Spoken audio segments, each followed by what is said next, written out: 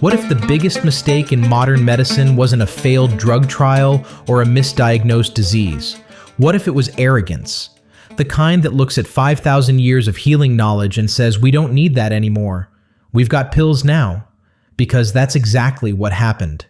The medical establishment turned its back on plant medicines that kept humanity alive and thriving since before written language. They didn't test these herbs and find them lacking. They simply decided, without evidence, that anything growing in the ground couldn't compete with anything made in a laboratory.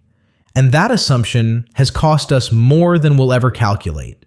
Now, after decades of rising chronic disease and diminishing returns from synthetic solutions, researchers are turning back, and study after study is arriving at the same humbling conclusion. These herbs work, they've always worked, and ignoring them was a catastrophic mistake. Today I'm showing you 11 of them. Stick around because number 7 activates a cellular defense pathway that no pharmaceutical drug on the market currently triggers. And number 11 doesn't just reduce stress, it physically rebuilds neural connections damaged by chronic anxiety. No psychiatric medication does that. Hit subscribe right now, let's get into it. Number 1. Chamomile, the anti-inflammatory they called a bedtime tea. Chamomile has over 5,000 years of documented medical use. Hippocrates prescribed it, Egyptian physicians revered it, and modern medicine reduced it to a sleepy time tea in a pastel box. Chamomile contains apigenin, a flavonoid that binds GABA-A receptors, the same receptors targeted by pharmaceutical sedatives. But apigenin also reduces TNF-alpha and interleukin-6. Clinical trials show chamomile improves sleep quality, reduces generalized anxiety symptoms, improves glycemic control in diabetics, and supports immune modulation. One plant addressing anxiety, inflammation, blood sugar, and immunity simultaneously. Find a single pharmaceutical that does all 4 without a side effect sheet longer than this script. Calling chamomile gentle was accurate, calling it ineffective was the mistake. Number 2. Peppermint, the gut healer they replaced with a drug empire. Peppermint has been first-line digestive medicine for 3,000 years. Then the gastroenterology pharmaceutical market emerged. Antacids, proton pump inhibitors, a multi-billion-dollar industry treating the exact symptoms peppermint had been resolving for millennia. Clinical trials confirm peppermint oil capsules significantly reduce IBS symptoms. Menthol relaxes gastrointestinal smooth muscle through calcium channel antagonism, the identical mechanism used by prescription antispasmodics, costing 50 times more. Doctors weren't taught about peppermint in medical school, not because evidence was absent, because the curriculum was designed by a system with no category for medicine that grows in a garden. Number 3. Ginger, the inflammation killer they couldn't monetize. 4,000 years of cross-cultural documentation. Every major civilization independently classified ginger as essential medicine. Gingerols and shogaols inhibit prostaglandin synthesis and reduce inflammatory cytokines. Clinical trials show ginger reduces nausea comparably to pharmaceutical antiemetics, lowers arthritis inflammation, improves blood sugar, and inhibits CX2 without the gastrointestinal damage caused by ibuprofen and celecoxib. Pharmaceutical anti-inflammatories cause an estimated 16,000 deaths annually in the United States from GI complications. Ginger causes 0. Doctors ignored it anyway, because nobody gets a bonus for recommending ginger tea. Number 4. Oregano. The antibiotic bacteria can't outsmart. Ancient Greek physicians used oregano as primary antimicrobial medicine. Carvacrol and thymol have broad-spectrum antibacterial, antifungal, antiviral, and antiparasitic effects. Studies show effectiveness against antibiotic-resistant strains through membrane disruption mechanisms that make resistance development exceptionally difficult.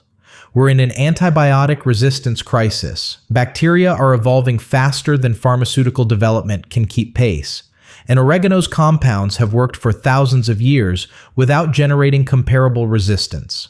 Doctors ignored an evolution-proof antimicrobial. During a resistance crisis, that's not an oversight. Number 5. Calendula, The wound healer they threw away. Every monastery garden grew it. Every military surgeon carried it. Every midwife relied on it. Then antiseptic chemicals arrived, and calendula was discarded without a trial ever being conducted.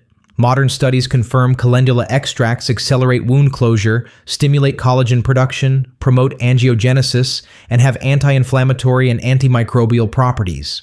Clinical trials show it reduces radiation dermatitis in cancer patients. The triterpenoids modulate wound site inflammation with precision that supports repair without suppressing immune defense. Doctors threw away centuries of wound care knowledge because it came from a flower. Number 6. Thyme, the respiratory medicine collecting dust. Thyme was primary treatment for respiratory infections from ancient Egypt through the 19th century. Clinical studies show thyme extract reduces coughing frequency in acute bronchitis. It loosens mucus, relaxes bronchial smooth muscle, and fights underlying infections simultaneously. In Germany, thyme preparations are still physician-prescribed for respiratory conditions. German doctors prescribe it. American doctors don't know it exists. Same plant, same evidence. Modern cough suppressants silence symptoms without addressing infection. Thyme addresses all three. Ignoring it was a betrayal of every patient who walked out with a cough suppressant while the infection lingered. Number 7. Garlic, the infection destroyer that rewrites the rules. Here's the one I teased. Over 5,000 years of medical use. Egyptian papyri document it in over 20 preparations. Soviet physicians called it Russian penicillin. Molecular biologists recently discovered garlic's compound allicin activates the NRF2 pathway, a master regulator of cellular defense that triggers production of glutathione, superoxide dismutase, and catalase. These enzymes neutralize free radicals and protect cellular integrity. No pharmaceutical antibiotic activates this pathway. They kill bacteria and leave your cells undefended. Garlic kills bacteria and simultaneously arms your cells for protection. Clinical trials show it reduces cold frequency, lowers blood pressure, improves cholesterol, and disrupts antibiotic-resistant bacterial biofilms. Doctors ignored a 5,000-year-old antimicrobial that activates defense pathways pharmaceuticals can't reach. That isn't a small mistake. That's a generational failure of curiosity. Number 8. Valerian, the sleep medicine without a body count. Standard insomnia treatment from Hippocrates through the 19th century. Then pharmaceutical sedatives arrived. Barbiturates, benzodiazepines, Z drugs, each marketed as safe, each discovered to carry dependency, cognitive impairment, and in some cases increased mortality risk. Valerian contains valerianic acid that inhibits GABA breakdown, amplifying the brain's own calming neurotransmitter. Clinical studies show it improves sleep without dependency, without morning drowsiness, without withdrawal, without elevated death risk.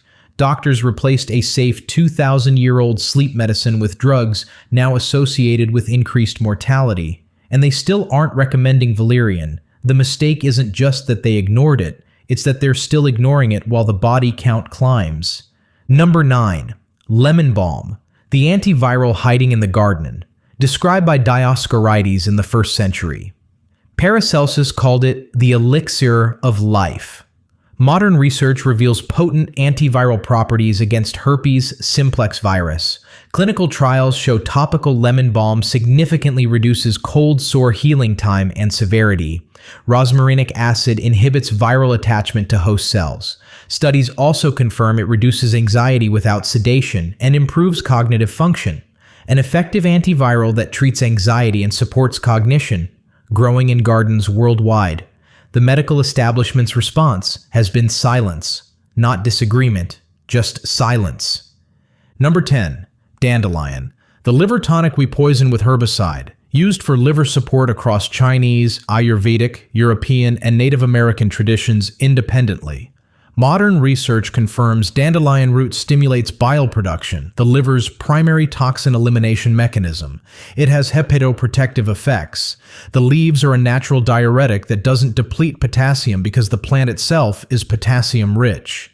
Americans spend billions annually poisoning dandelions in their lawns. We're systematically killing one of the most effective liver herbs in the Western herbal tradition because it doesn't match our grass aesthetics. And doctors who could recommend dandelion root tea for sluggish liver function don't mention it because it wasn't in their textbook. Number 11. Ashwagandha. The herb that rebuilds what stress destroys. The most important herb in Ayurvedic medicine for over 5,000 years. Western medicine ignored it for a century, never tested it, just dismissed it as exotic folklore. Then the clinical trials started. Ashwagandha reduces cortisol by up to 30%. It improves anxiety scores comparably to pharmaceutical anxiolytics.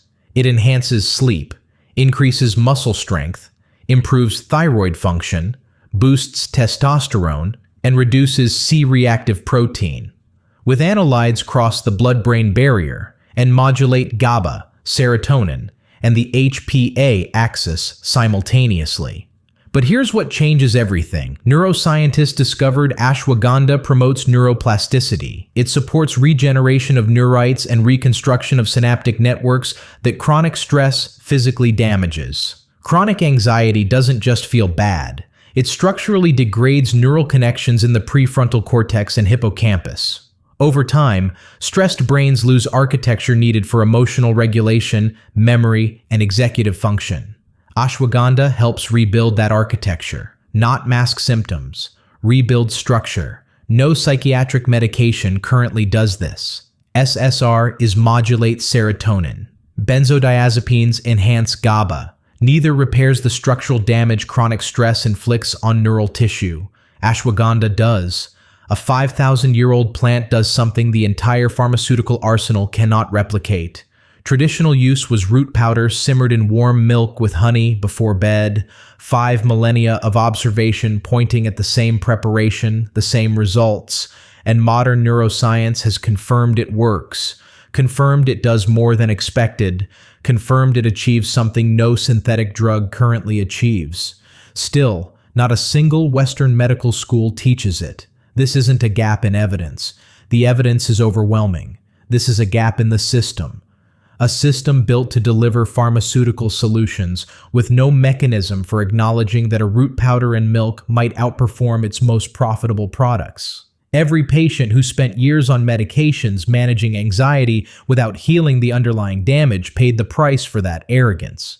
If you made it to the end, you understand something most people never will. The herbs were never the problem. The system that ignored them was 11 plants, thousands of years of human testing, modern clinical scrutiny, every single one still standing. So smash that like button if this changed how you see medicine. Drop a comment telling me which herb hit hardest. See you in the next one.